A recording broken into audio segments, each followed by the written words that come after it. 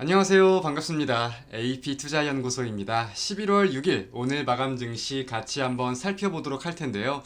지금 보고 계신 차트는 무언가가 개별 종목의 차트가 아닙니다. 놀랍게도 위에는 코스피, 아래는 코스닥, 국내 증시의 일봉 차트인데 뭐 개별 종목처럼 엄청난 장대 양봉이 솟아있네요. 금일 분봉상 흐름을 본다고 하더라도 굉장한 모습들을 연출해냈고 코스피의 경우는 5.66%, 그리고 코스닥은 7.34%, 양대 증시가 모두 굉장히 강한 모습을 보이면서 마감이 되었습니다.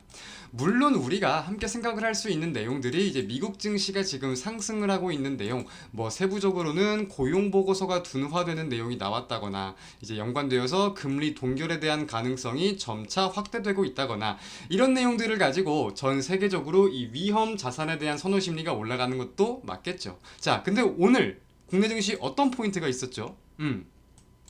모두들 알고 계신 공매도 한시적 금지가 진행이 되면서 굉장한 상승세를 연출해냈어요. 대표적인 종목군들이라고 하면 어떤 종목이 있었을까요? 자, 뭐 말할 것도 없습니다. 사실 뭐 에코프로 상한가, 에코프로 BM 상한가, 뭐 포스코홀딩스 20% 부근, LG 에너지 솔루션 22.76%.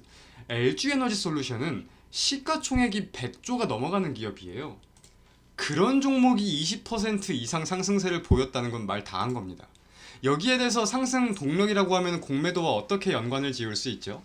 이제 배터리 업종에 대해서 사실 공매도 잔고가 꽤나 많았잖아요. 근래 들어가지고 대차 잔고가 올라가는 종목군들도 몇 종목들 확인이 되었었고, 근데 이제 공매도 금지가 나오니까 거기에 대해서 매수 물량들, 우리가 흔히 쇼커버링이라고 하죠. 쇼커버링 물량들이 유입된 점을 대표적으로 꼽아볼 수 있을 것 같은데, 꼭 숏커버링이 아니더라도 별도로 이 쇼커버링을 예상하면서 시세 차익을 예상하고 들어오는 물량들도 분명히 꽤 있었을 거라고 생각을 합니다. 그래서 배터리를 필두로 해가지고 국내 증시가 대단한 상승세를 보였는데, 사실 뭐 전거래일 미국 증시가 오르고 이제 금리에 대한 내용이 20%라고 하면은 공매도에 대한 내용이 80% 이상을 차지를 했다고 생각을 합니다. 코스닥의 1등, 2등 하는 종목들이 상한가를 도입했고, 시가총액 100조가 넘어가는 종목, 코스피 2등 시가총액을 자랑하는 종목이 20%가 넘는 급등세를 보였어요. 이런 결과가 나오는 게 어찌 보면 맞는 말이기도 하죠. 그럼 우리가 지금부터 주목할 포인트는 명확합니다. 자, 결국 공매도라는 키워드에 대해서 시장은 단기적으로 계속해서 주목을 할 수밖에 없는데, 사실 외신 보도들을 보면 한국 금융당국의 이제 이런 조치들에 대해서 긍정적으로만 평가를 하지는 않아요. 왜냐면은 이제 만약에 이제 한국 같은 경우는 원래 MSCI 선진국 지수 편입을 위해서도 수많은 노력을 기울였었잖아요.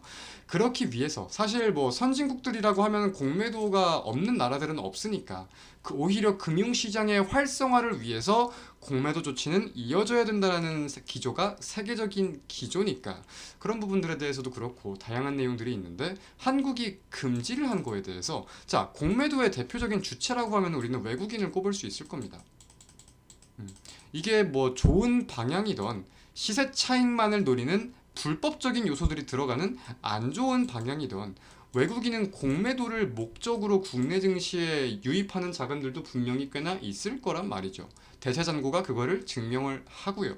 근데 그런 부분들에 대해서 공매도가 금지가 되었다는 거는 장기적으로 보았을 때 외국인 자금이 이탈될 수 있다, 이런 가능성들도 지금 야기가 되면서 단기적으로는 좋을 수 있지만 장기적으로는 무조건 악재다, 이런 분석글들도 올라오고 있는데, 이건 무조건적으로 악재라고 생각할 수만은 없어요.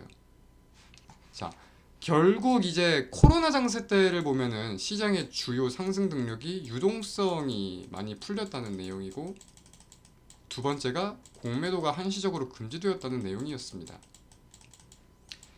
물론 이제 유동성 공급이 완화된다는 내용에 대해서 외국인 자금이 유입된 비중들도 분명히 크겠지만, 이때도 분명히 공매도가 금지된다는 거에 대해서 막 그런 말들은 많았어요.